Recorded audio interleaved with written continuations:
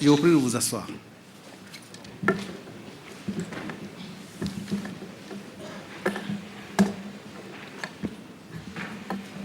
L'audience est reprise. Donc, nous allons poursuivre notre procès.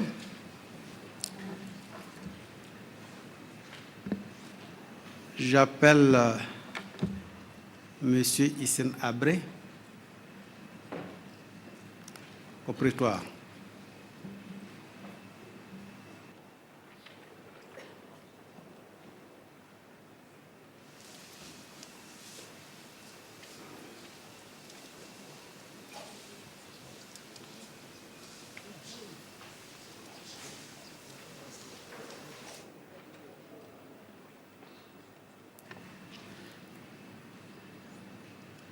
Bien. Nous aimerions savoir, est-ce que M. Hissène Habré dispose d'une défense, c'est-à-dire est-ce qu'il y a des avocats qui sont consultés et présents dans la salle pour sa défense?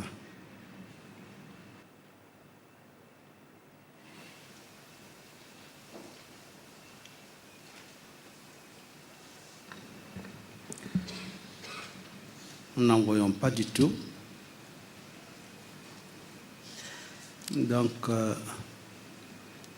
suivant la procédure, suivant les règles de droit, nous sommes obligés de commettre des avocats d'office pour assurer les droits et les intérêts de M.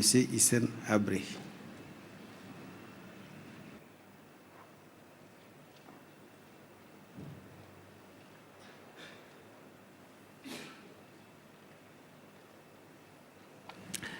Donc, la Chambre va suspendre cette audience pour quelques minutes à l'effet de procéder à la désignation d'un avocat d'office pour assurer les intérêts de M. Hissène Habré. L'audience est suspendue.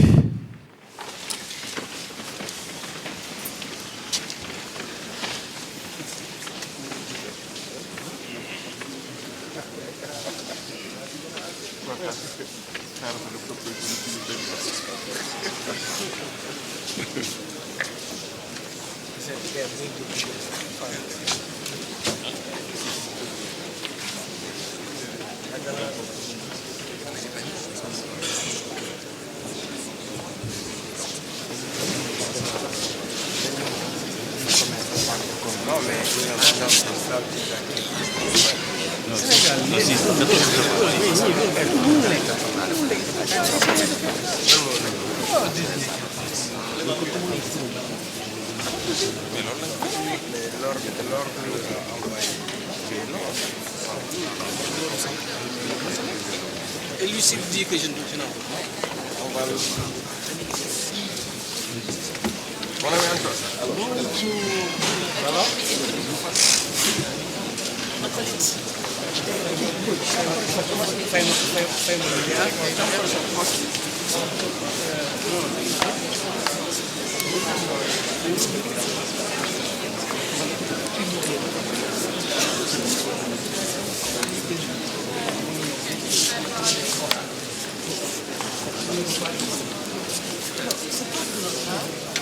Mais c'est sur le réglé, hein?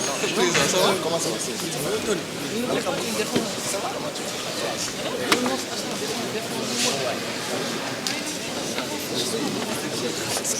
Bonjour, ma compagnie.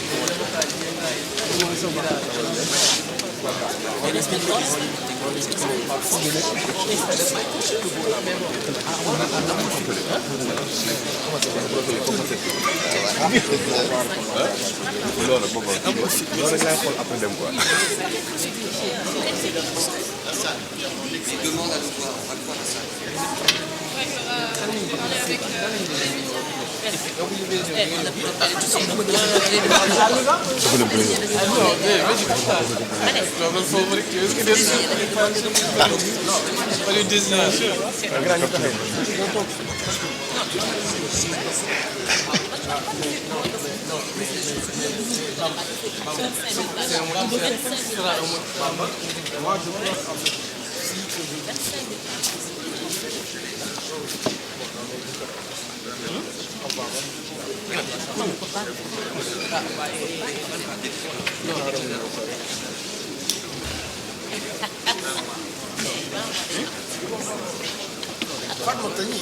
Il ne pas.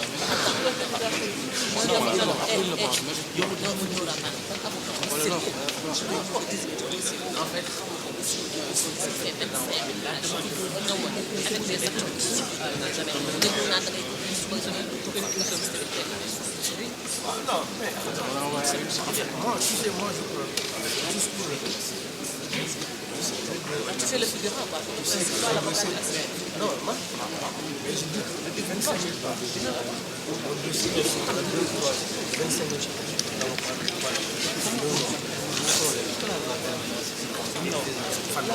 Bien sûr.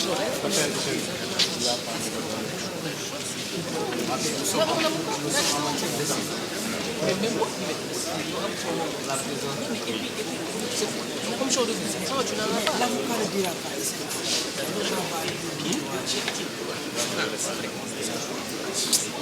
Mais il est là.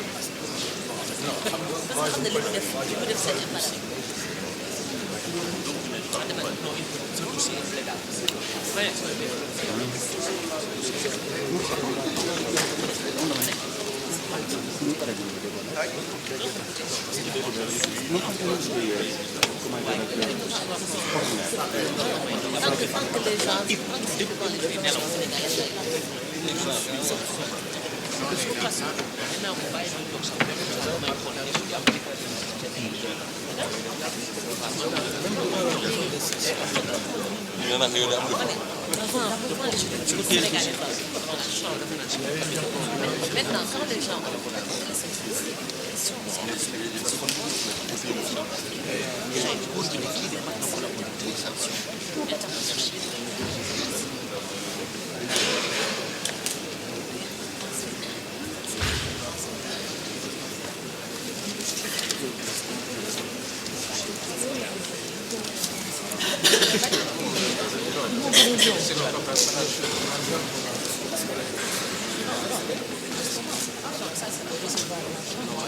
ça dépend de cela.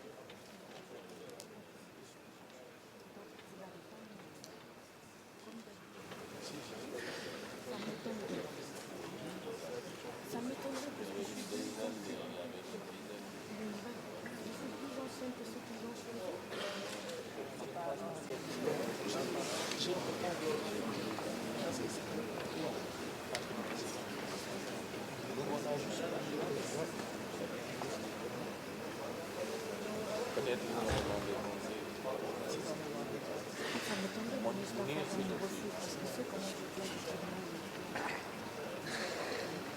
c'était dans la liste. Ah, je sais pas, c'est eux qui ont fait.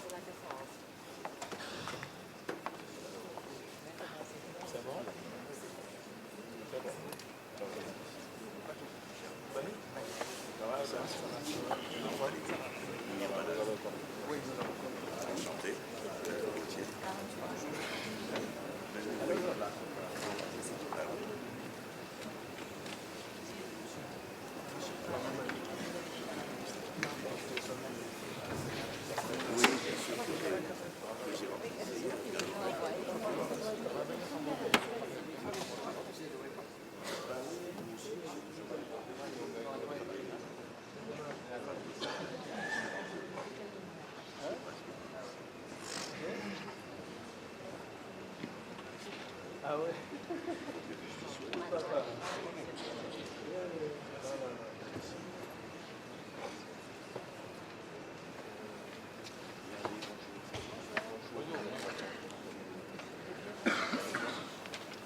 le droit maintenant de m'asseoir. Voilà. Hier, je disais à monsieur Dauphin,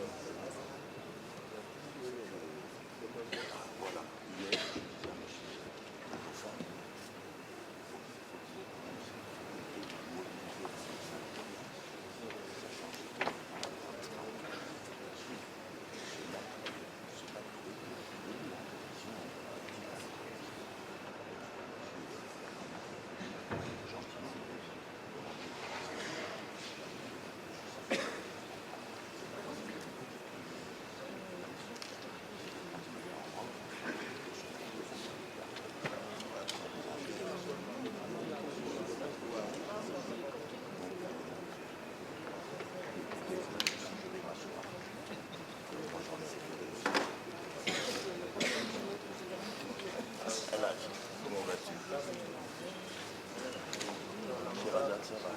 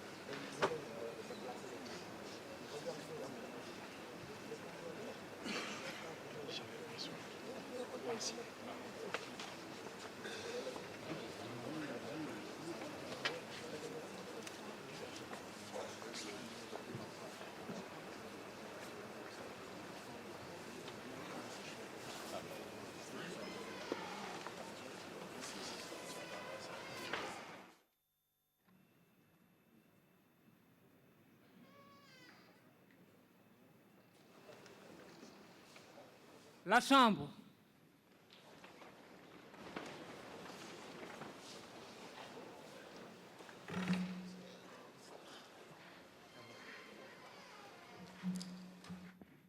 Ben, je vous prie de vous rasseoir, s'il vous plaît.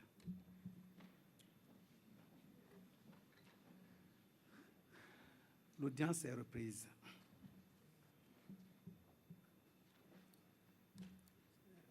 Bien, donc à la requête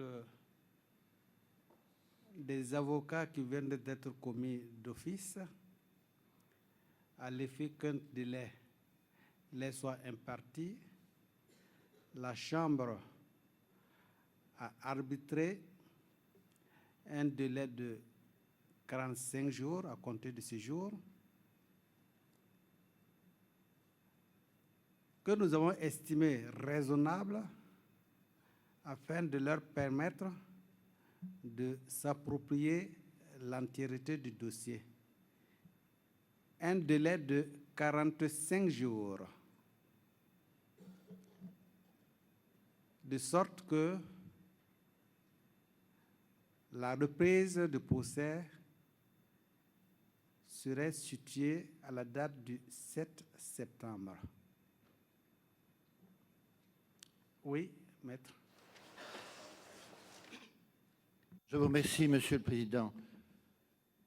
Les parties civiles que nous représentons souhaitent dire un mot, et le premier mot sera celui de demander à M. Sénabré s'il compte récuser ses avocats, parce que si dans 45 jours, délai à propos duquel nous n'avons pas été consultés, il récuse de nouveau ses avocats, il aura gagné. Il aura gagné du temps, mais il n'aura pas gagné notre estime, il n'aura pas gagné ce que les parties civiles attendent, c'est-à-dire justice. Nous aurions aimé être consultés sur le délai. Bien sûr, il a le droit d'être défendu. Bien sûr, il a le droit au silence. Mais nous avons le droit à une justice, et cette justice, dans 45 jours, risque d'être à nouveau bafouée. Je vous demande de lui poser la question de savoir s'il récusera ou non ses avocats.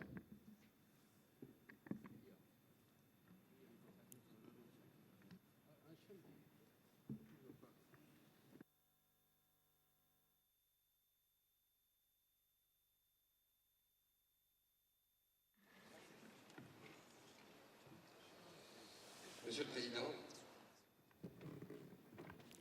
avant que vous ne posiez la question à M. Hissène Habré, est-ce que vous m'autoriseriez à présenter quelques observations au bénéfice des parties civiles? Certainement.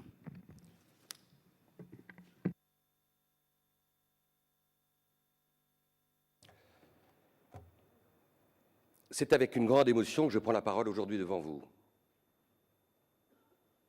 Au nom des avocats qui composent le collectif de défense des parties civiles. Avec gravité aussi, car le moment est grave.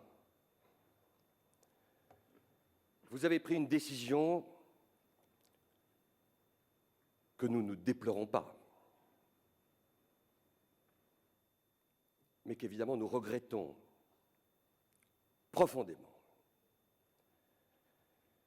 Une décision qui, comme cela l'a été dit il y a un instant, pourrait, malgré vous, contre vous et contre les victimes,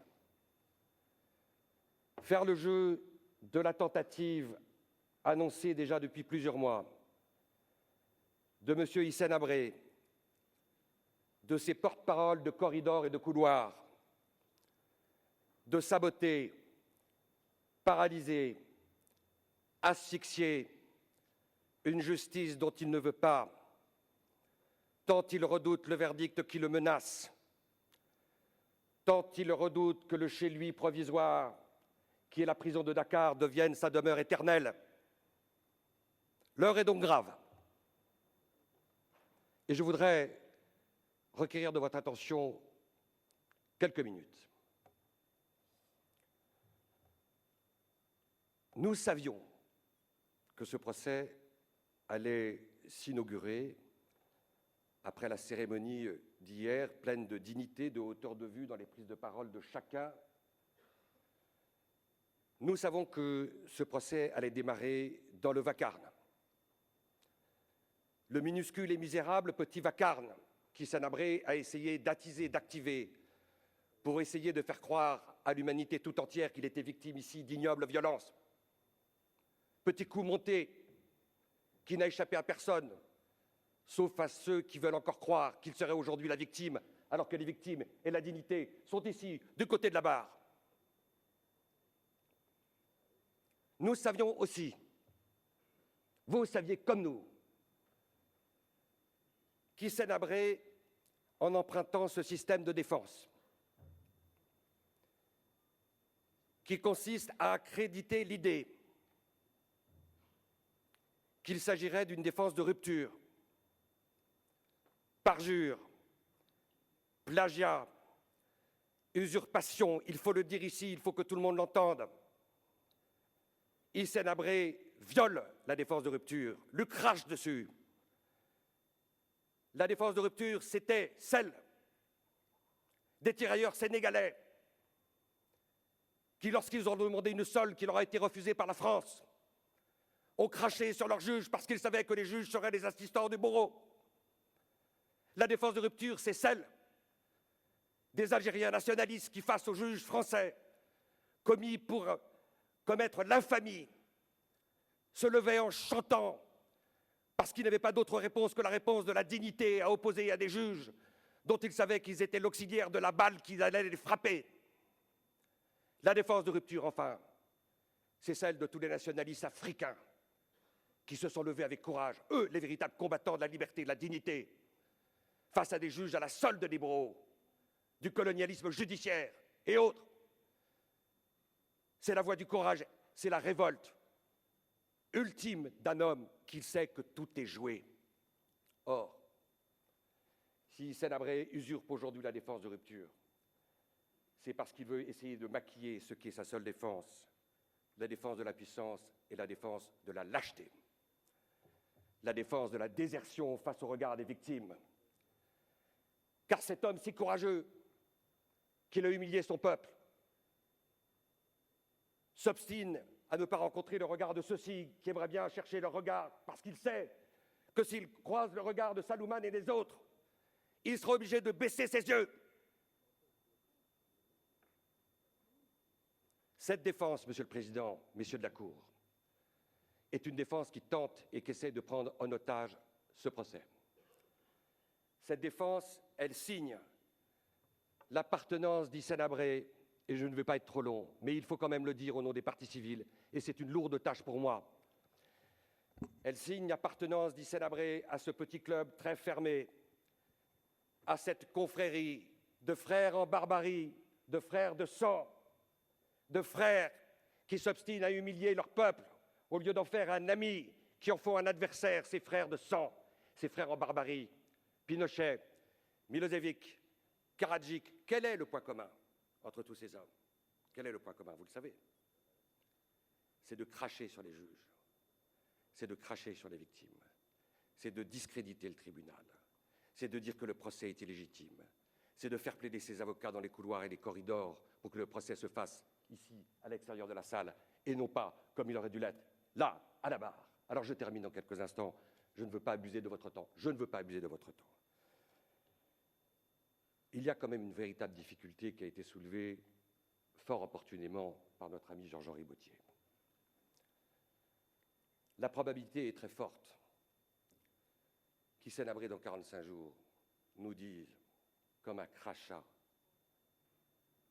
sur vous, messieurs les juges, sur nous, les victimes, sur l'humanité tout entière, comme un crachat. Mais ces avocats, je n'en veux plus.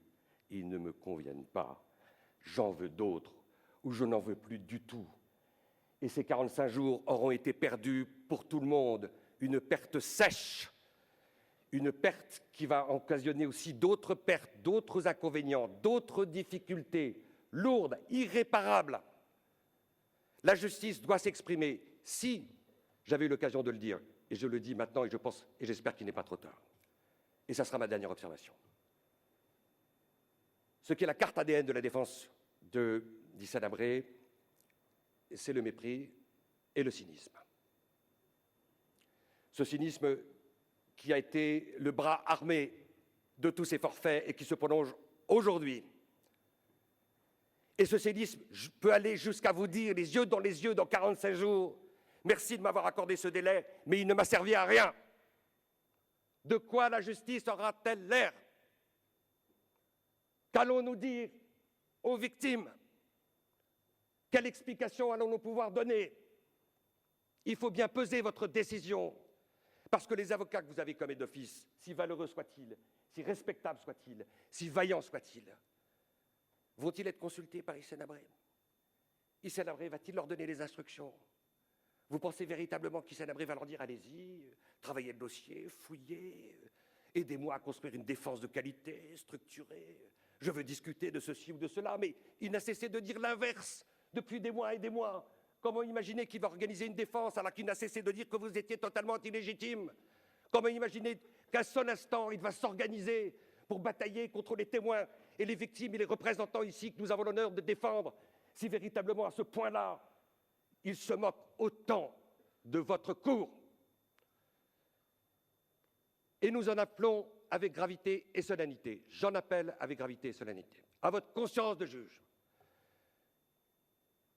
de cette chambre spéciale, mais aussi de juge de l'humanité, pour l'humanité, ce qui fait la grandeur et la mission de votre tâche. J'en appelle à votre conscience pour interroger comme il convient Hissène Habré sur le fait de savoir s'il entend ou pas récuser ses avocats, sachant que cet homme qui est à quelques mètres de moi, malheureusement, et ça sera une dernière chance que nous essayons d'offrir aux victimes que nous avons l'honneur de représenter, risque fort dans un ultime crachat de vous opposer le silence pour nous réserver sa réponse cynique dans 45 jours.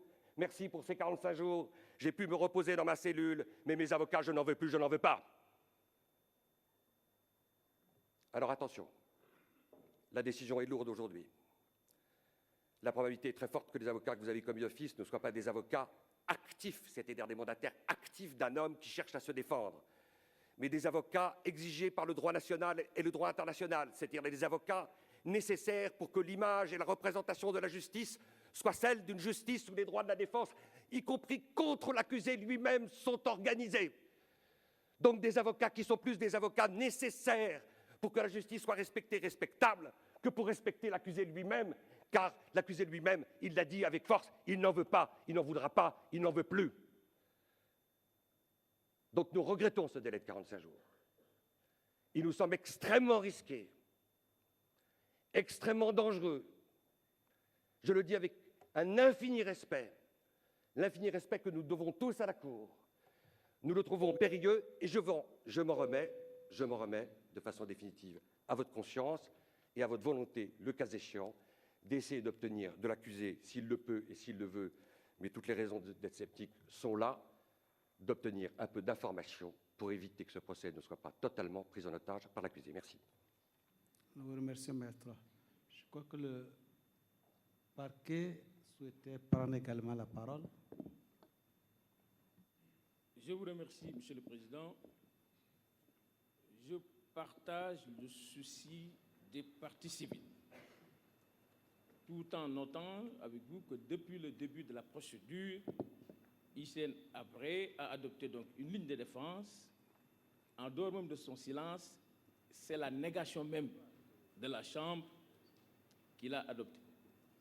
Il n'a jamais voulu collaborer donc à l'œuvre de justice. Et il est fort à parier qu'il ne va pas du tout entrer en contact avec ses avocats et ne leur donnera aucune instruction. Parce qu'en fait, il ne reconnaît pas votre juridiction. Ceci étant, il faut rappeler que la conduite des audiences est régie par le Code de procédure pénale. Vous avez suivi les dispositions du Code lorsque l'accusé n'a pas voulu comparaître.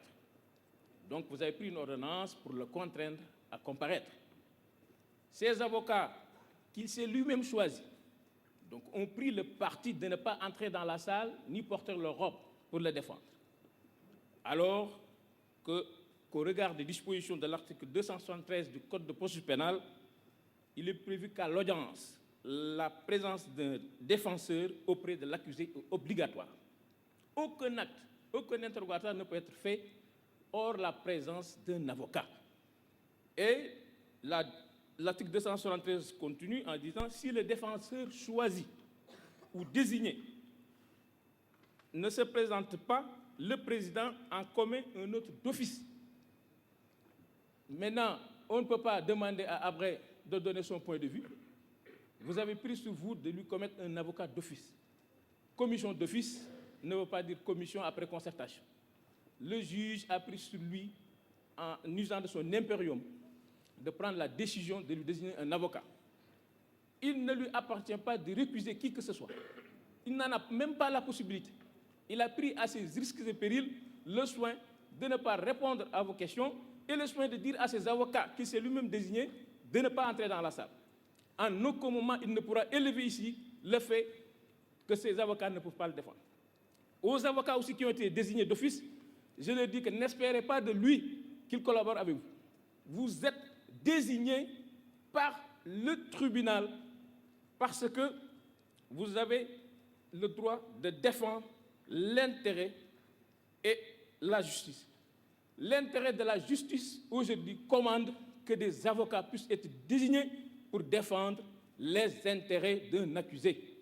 Voilà, c'est dans l'intérêt de la justice que vous avez été choisi, mais pas dans l'intérêt de Hissène Habré qui refuse d'être défendu. Je vous remercie, Monsieur le Président. Par ailleurs, excusez-moi, au séjour, des témoins avaient été convoqués. Et je crois qu'il faut vérifier s'ils sont dans la salle et des citations, compte tenu du réaménagement du calendrier, seront envoyées donc, à ces témoins et victimes. Je vous remercie. Bien, je remercie Monsieur le procureur général pour ses observations sur la question. Je crois que il n'est pas, j'allais dire, de mon devoir de vouloir présentement justifier la décision que j'ai prise, que la décision que la Chambre a prise relativement aux délais qui ont été impartis aux avocats qui ont été nommés, qui ont été désignés. Parce que, comme vous l'avez dit, vous comprenez cette décision, et je sais que c'est sur le plan juridique que vous comprenez le fondement de la décision. Vous la regrettez certes, mais à l'impossible n'est tenu parce que ceux-là qui viennent d'être commis ont besoin d'un temps minimum. Lorsqu'on sait que le juge d'instruction a mis au moins 19 mois pour l'instruction. Aujourd'hui, nous en sommes arrivés à leur accorder le délai de 45 jours pour s'approprier le dossier. Je pense que c'est un délai raisonnable. C'est vrai, il y a une difficulté qui se pose, à savoir l'acceptation par M. Hissène Habré de ces avocats qui sont commis d'office. Mais en tout état de cause, ceux-là qui sont commis d'office connaissent très bien leurs charges. Et au-delà des faits qui sont dans le dossier, il y a également la responsabilité, leur responsabilité de veiller à ce que la loi pénale soit respectée dans toute sa rigueur. Et également de cela, ils contribueront, en tout cas en ce qui les concerne, à sauvegarder les intérêts de M. Hissène Habré, même si c'est contre son gré. Et je crois que quelque part, justice sera rendue. Parce que, comme on l'a évoqué, on veut un procès équitable. Quand bien même l'accusé refute cet aspect, nous, de la Chambre, nous pensons qu'il faut aller, en tout cas, vers un dossier, vers un procès qui serait impartial, équitable, où les règles de droit, les règles de procédure seront respectées. Et c'est pour cela que nous leur avons accordé au moins ce délai, quitte à ce qu'ils aient ou non la coopération de M. Hissène Habré. Pour ma part, et au nom de la Chambre, nous ne pensons pas qu'il soit opportun aujourd'hui de demander à M. Hissène Habré s'il va accepter ou non de collaborer ou de refuter ses avocats. En tous les cas, nous, au niveau de la Chambre, nous ne pensions pas qu'aujourd'hui nous serons obligés d'ordonner un tel renvoi de la procédure. Parce que lorsque je l'ai entendu le 1er juin 2015, pour l'interrogatoire d'identité, il est apparu en moi, assisté de son avocat. Et personne ne pouvait imaginer qu'aujourd'hui, cet avocat sera absent devant nous. Donc, sa méthode, sa stratégie de défense étant le silence, vous conviendrez qu'avec moi, que même si la question était posée, vous n'en tirez rien. Ce sera toujours le silence comme une carpe. Donc, je ne pense pas qu'il faut que la Chambre lui pose une telle question. Parce que nous savons d'avance que rien ne sera tiré de cette question. Je vous remercie. Autre chose?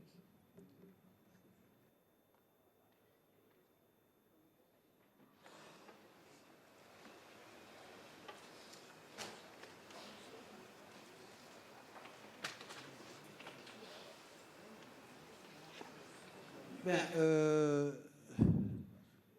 est-ce qu'il y a des observations particulières de la part des partis? Oui, effectivement, monsieur le procureur général demandait si effectivement les avocats qui étaient convoqués, du moins les témoins qui étaient convoqués pour l'audience de ce matin seraient dans la salle.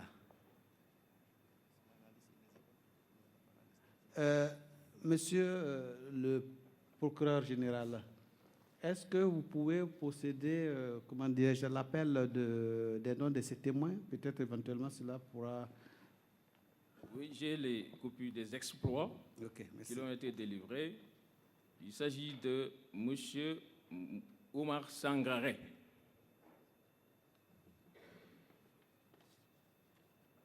Monsieur Mamadou Oumar Ndiaye.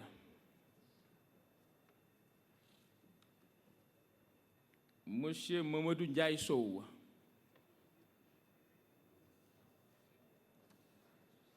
Et Madame Yakara Gassama Diop. Bien, je vous remercie. Ce sont les 4 témoins. Bien, en tous les cas, ces témoins sont priés de reprendre la tâche avec la Chambre à l'effet de voir comment on pourra éventuellement leur délivrer de nouvelles citations. Je vous remercie.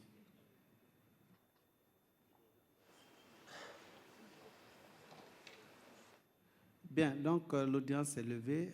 Comme nous l'avons dit, nous pourrons nous retrouver ici le 7 septembre prochain. Merci.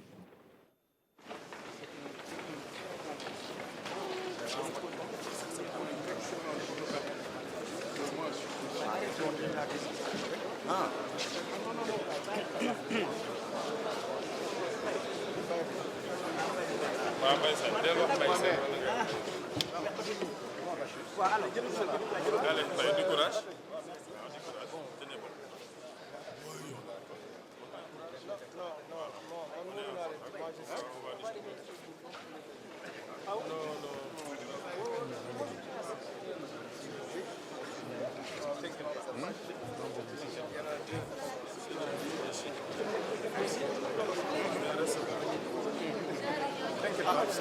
Parce que sinon on va extrêmement.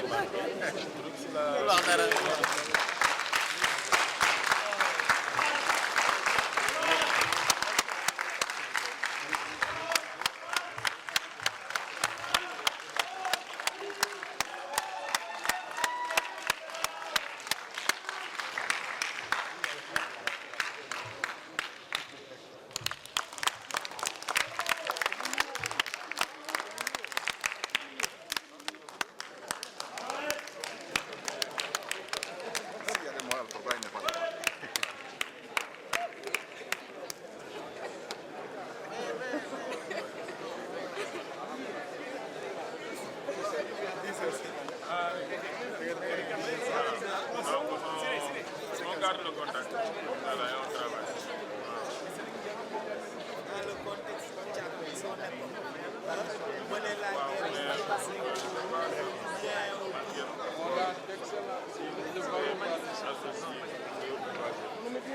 Voilà, qui vont jouer un peu le rôle là, parce qu'à cause de 26 000 pages, il faut bien travailler. Bon, peut-être on verra.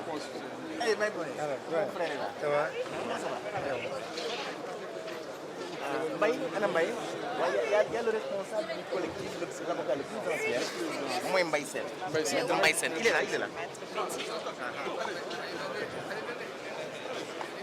Non, je pensais que c'était du confrère. Excusez-moi. Je ne vais pas faire une déclaration. Mais grand, yo, caméra bi mo filmé nga tek sa bopp. Do pousse. C'est que Bamba, yo,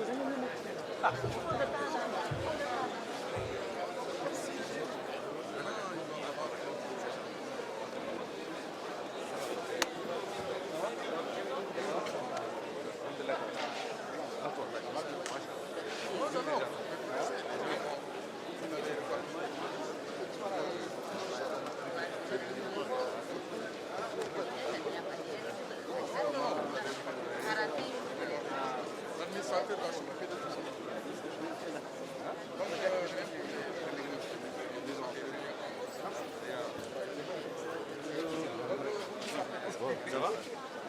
Oui, là, tu me donnes le... Tu as vu ce qu'il a fait tout de suite là? Il a fait comme ça là.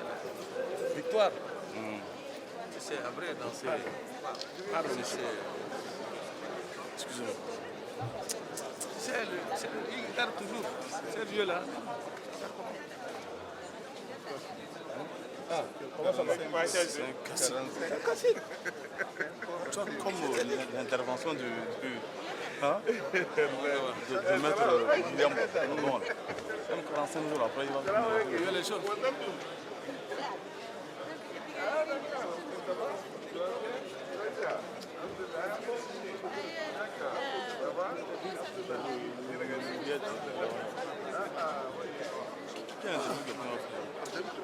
Non, mais ça, on est versé dans des analyses et tout.